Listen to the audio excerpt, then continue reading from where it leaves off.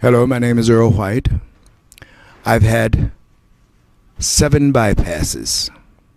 Dating back from 1996, I had my last series of surgeries in 2007.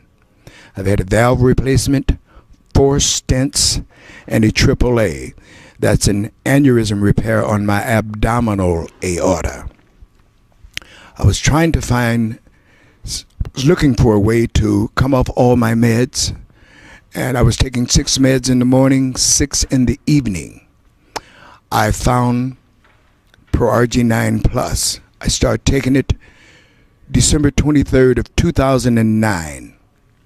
Since then, I've come off all my meds. My blood pressure is religiously 110/65. Before I started taking it, I couldn't walk from the parking lot of the casino. I live here in Vegas. I couldn't walk from the parking lot of the casino to inside. I'd had to stop and rest about 10 minutes because of the peripheral artery disease in my legs and the angina pain in my chest. I'd have to stop and rest approximately 10 minutes or so. Now I don't have any of that anymore.